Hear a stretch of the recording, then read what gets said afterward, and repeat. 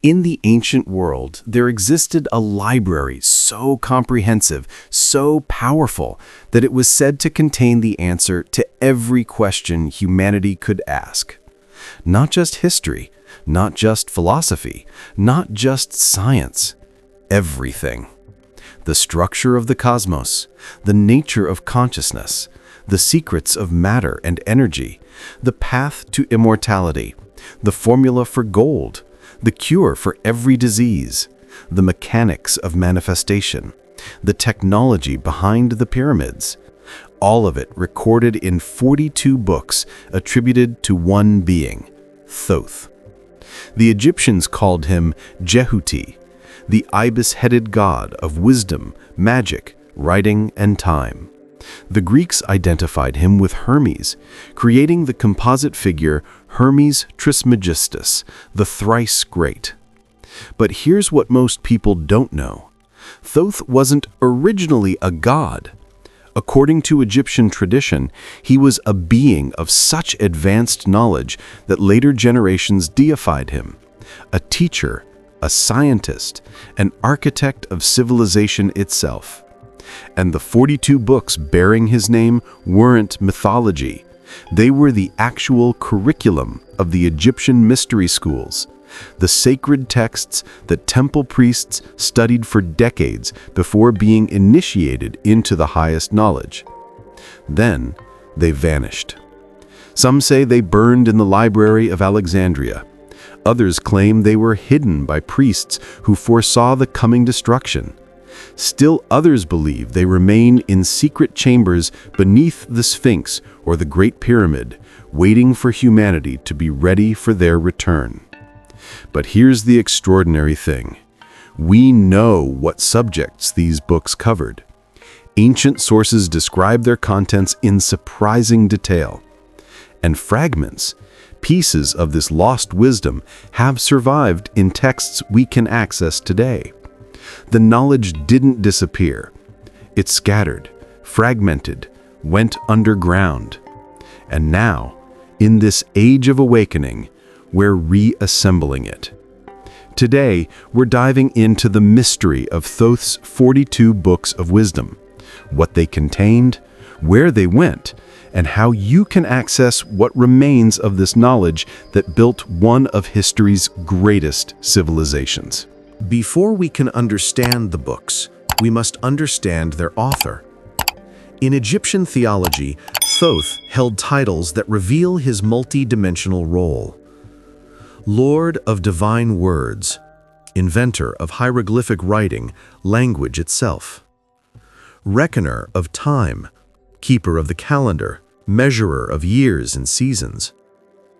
Heart of Ra, the intelligence and wisdom of the sun god. Judge of the two opponent gods, mediator between Horus and Set, resolver of cosmic conflict. Master of balance, the one who weighs the heart in the hall of judgment. Scribe of the gods, recorder of all deeds, cosmic bookkeeper. These aren't just religious metaphors. They describe specific functions within Egyptian civilization.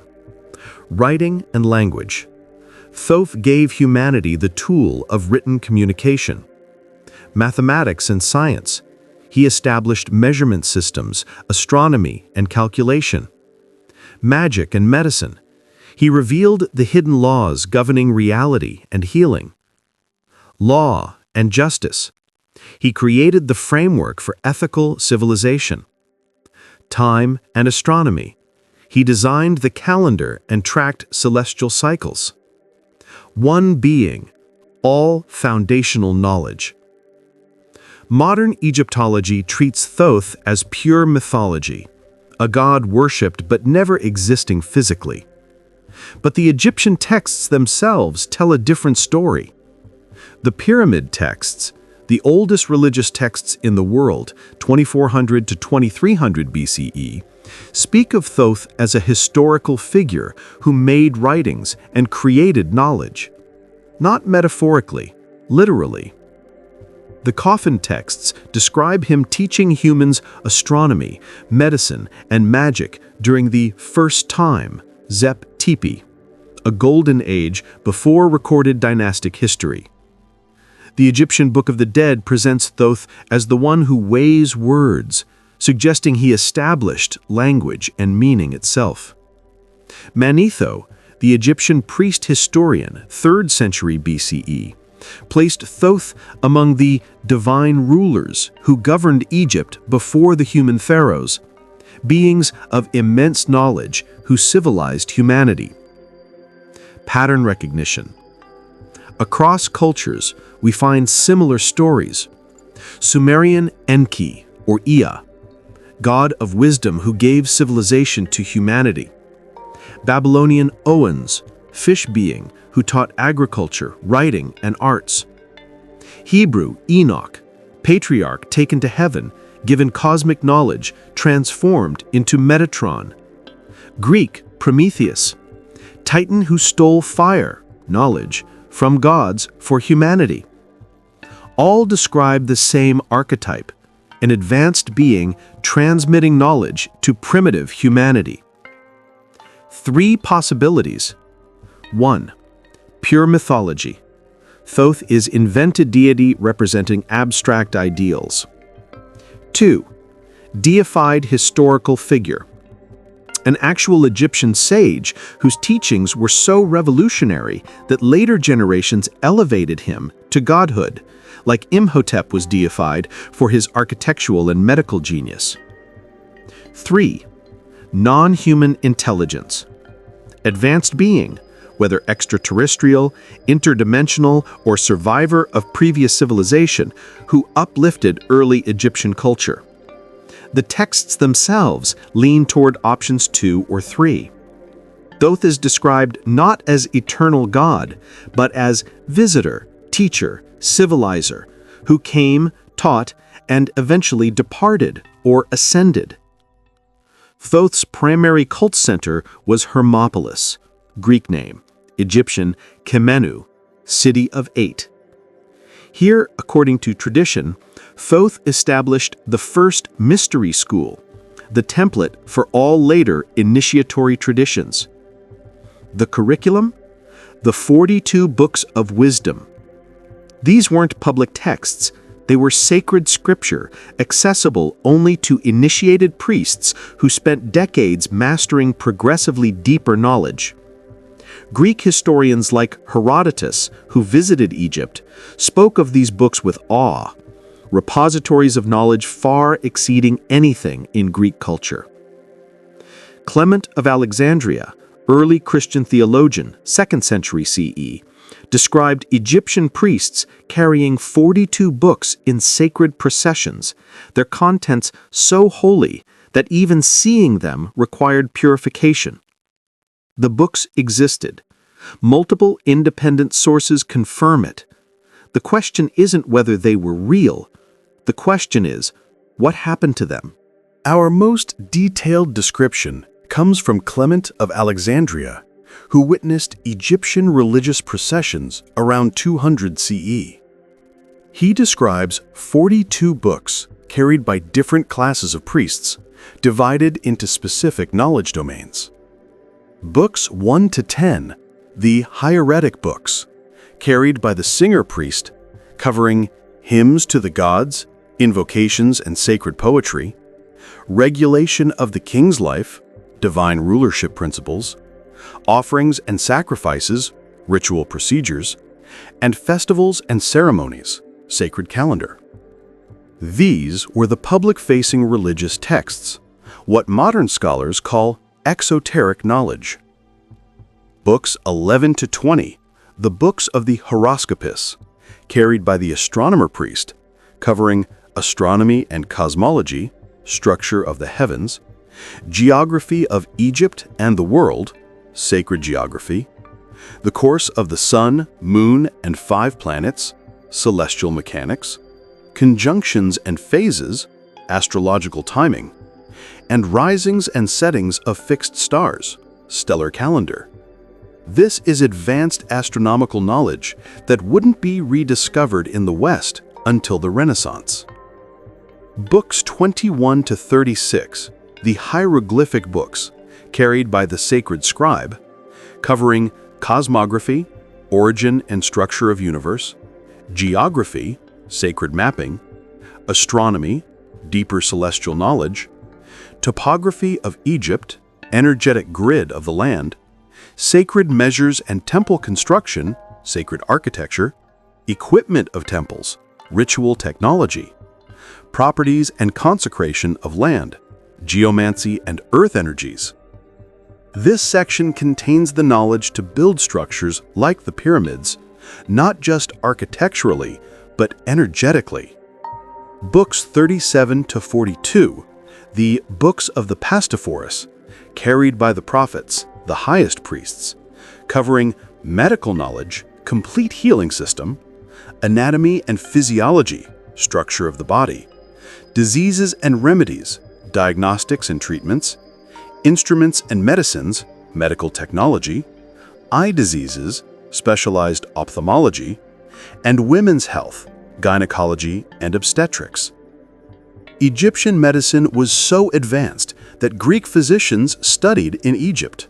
These 6 books contained that knowledge. But Clement's list may be incomplete. Other sources mention additional sacred texts. The Book of Breathings, Methods for Consciousness Without Physical Breath, Meditation and Soul Travel. The Book of Overthrowing Apep, Magical Protection Against Negative Forces, Psychological and Spiritual. The Tuat, or Book of the Underworld, Maps of the Afterlife or Higher Dimensions Navigated by Consciousness. The Book of Gates, Initiatory Thresholds and Consciousness Levels. The Book of Caverns, Secret Knowledge Hidden Within the Earth or Within Consciousness. These suggest that beyond the 42 official books existed deeper teachings reserved for the highest initiates. When Greek philosophers visited Egypt, they described the temple libraries with astonishment. Plato studied in Egypt for 13 years and based much of his Republic and Timaeus on Egyptian political and cosmological philosophy. Pythagoras spent 22 years studying Egyptian mathematics, geometry, and mysticism before establishing his own mystery school in Greece. Herodotus wrote that Egyptian priests possessed knowledge of all things past and future, suggesting either prophetic ability or such deep understanding of cycles that they could predict patterns. The consensus among Greek intellectuals, Egyptian wisdom exceeded Greek by thousands of years.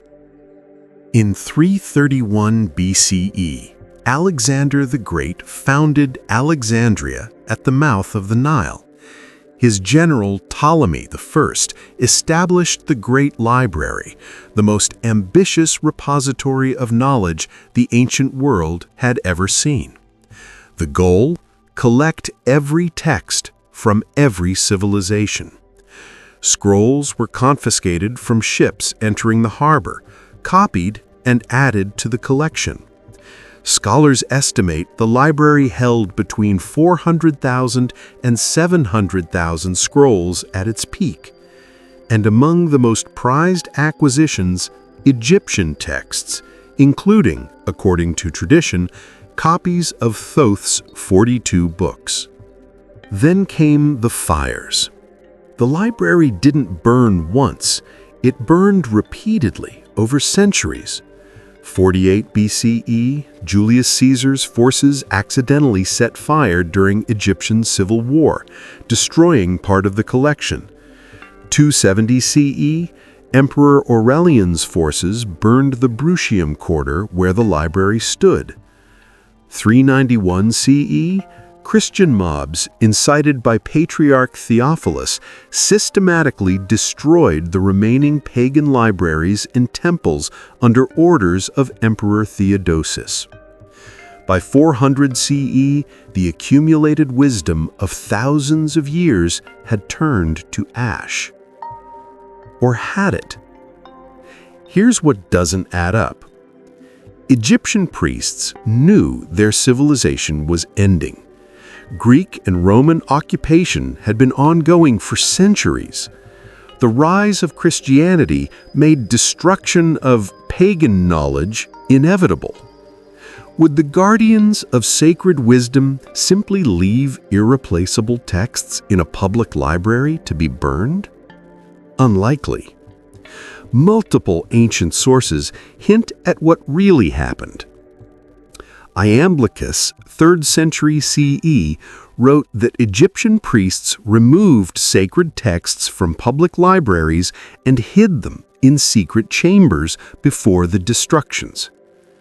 Arab historians after the Islamic conquest of Egypt, 641 CE, recorded local traditions of hidden libraries beneath the pyramids and Sphinx.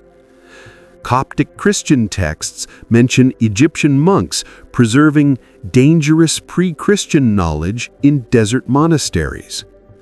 The pattern: whenever sacred knowledge is threatened, initiates hide it rather than let it be destroyed. Theory 1. The Hall of Records beneath the Sphinx. Edgar Cayce's psychic readings claimed the Atlantean Hall of Records exists in a chamber beneath the right paw of the Sphinx, containing the complete pre-flood wisdom. Ground-penetrating radar has detected cavities beneath the Sphinx. Egyptian authorities refuse permission for excavation. Theory 2. Hidden chambers in the Great Pyramid. The Great Pyramid contains shafts and passages leading to unknown destinations. Mathematical analysis suggests additional undiscovered chambers. Ancient texts describe the pyramid as repository of knowledge, not just tomb. Theory 3. The Osirian at Abydos. This mysterious megalithic structure beneath the Seti I temple contains architecture unlike anything else in Egypt. Older, more massive, possibly antediluvian. Local legends speak of sealed chambers beneath it containing ancient records. Theory 4. Dispersed and preserved in fragments.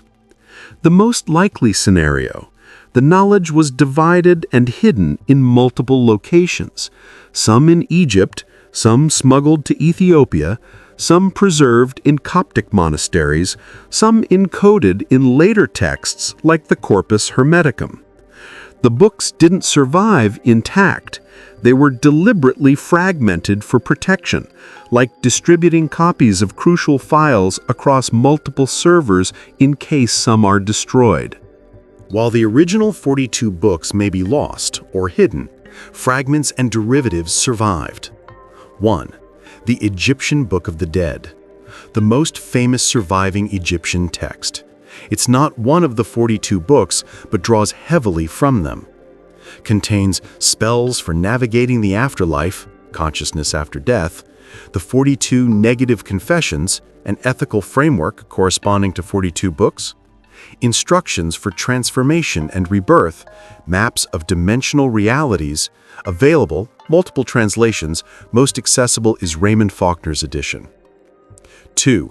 The Pyramid Texts, oldest religious writings in the world, carved in pyramid chambers around 2400 BCE. Contains descriptions of the king's ascension to the stars, transformation rituals, cosmic geography, possibly the source material that the later 42 books elaborated on. Available, English translations by Samuel Mercer and others. 3. The Corpus Hermeticum. 17 Greek-Egyptian texts attributed to Hermes Trismegistus, Thoth's Greek identity, written 1st to 3rd century CE until late but claiming to preserve much older Egyptian wisdom. Contains philosophical dialogues on creation and cosmology, the nature of divinity, human consciousness and its divine origin, the path to gnosis, direct knowledge. Available, Brian Copenhauer translation is excellent. 4. The Emerald Tablet, the most condensed expression of Hermetic or Thothian wisdom, as above, so below, the master formula. possibly a surviving fragment or summary of the geometric and correspondence knowledge from the 42 books. Available, multiple translations online included in most Hermetic collections. 5. Medical papyri. The Edwin Smith Papyrus, surgical treatise, 1600 BCE. The Ebers Papyrus, pharmacology and magic, 1500 BCE. Likely derived from books 37 to 42, the medical texts. Contains remarkably advanced anatomical knowledge, surgical procedures, and medicinal formulas. 6. Astronomical texts. The Cairo calendar, the Dendera zodiac, various temple ceiling star charts, preserve the astronomical knowledge from books 11 to 20. Demonstrate sophisticated understanding of precession, planetary cycles, and stellar movements. How to study Thoth's wisdom today. Step 1. Start with the Hermetic core. Begin with the Kabbalion, a modern synthesis of Hermetic principles. Corpus Hermeticum, ancient philosophical dialogues. The Emerald Tablet, the essential formula. These distill the core metaphysical teachings that likely formed the foundation of the 42 books. Step 2. Explore the Egyptian sources. Read the Egyptian Book of the Dead, Consciousness and Transformation, the Pyramid Texts, oldest layer of Egyptian spiritual knowledge, The Gods of the Egyptians by E. A. Wallace Budge, a comprehensive overview. These ground you in the original Egyptian context. Step 3. Investigate the sciences. Study Egyptian mathematics, sacred geometry, golden ratio, Egyptian astronomy, precession, stellar alignments, and calendar, Egyptian medicine, herbal formulas and surgical techniques, Egyptian architecture, pyramid construction theories, energy principles. This reveals the practical applications of Thoth's teachings. Step 4. Practice the principles. Knowledge without application remains theoretical. Practice daily meditation, Egyptian consciousness techniques, sacred geometry study and creation, astrological observation, as the ancients did, herbal medicine exploration with proper safety, energy work and visualization. The wisdom becomes real through practice. The pattern in the fragments. When you study all the surviving fragments, a coherent worldview emerges. 1. Consciousness is primary. The universe is mental, created by divine mind. Humans possess this same creative consciousness in miniature. 2. Correspondence rules reality. As above, so below. The same patterns repeat at all scales. Master yourself. Understand the cosmos. 3. Transformation is possible. Through knowledge and practice, human consciousness can evolve, ascending from material identification to spiritual realization. 4. Death is transition. Consciousness continues after physical death, navigating dimensional realities based on development achieved in life. 5. Sacred science exists. Geometry, astronomy, mathematics, medicine, all express spiritual principles. Science and spirituality are unified. This is Thoth's teaching, preserved despite centuries of destruction. We're facing a curious paradox. Modern science grows more advanced technologically, while ancient civilizations demonstrated wisdom we've forgotten. What the Egyptians knew? Consciousness technologies, meditation, visualization, energy work that modern neuroscience is only beginning to validate. Sustainable architecture, buildings lasting 4,500 plus years with perfect orientation and acoustics we can't replicate. Holistic medicine, integration of physical, mental, emotional, and spiritual healing. Astronomical precision, knowledge of precession, stellar cycles, and cosmic timing without modern instruments. Social organization, a civilization that lasted 3,000 plus years, longer than any modern nation. What we're rediscovering? Quantum physics confirms ancient principle. Consciousness affects reality. Neuroscience validates meditation and consciousness practices. Archaeoastronomy reveals the sophistication of ancient astronomical knowledge. Psychoneuroimmunology proves mind affects body, Egyptian principle. Systems theory shows interconnection, Egyptian holistic understanding. The ancient wisdom isn't obsolete. We're finally catching up to it. Thoth's 42 books may be physically lost, but the knowledge is accessible. Through surviving texts, study what remains with dedicated attention. Through practice, apply the principles, meditation, sacred geometry, energy work, conscious living. The Egyptians taught that ultimate knowledge comes not from books, but from gnosis, direct mystical experience. The library is within you. Through the lineage, teachers, communities, and traditions preserve and transmit the wisdom.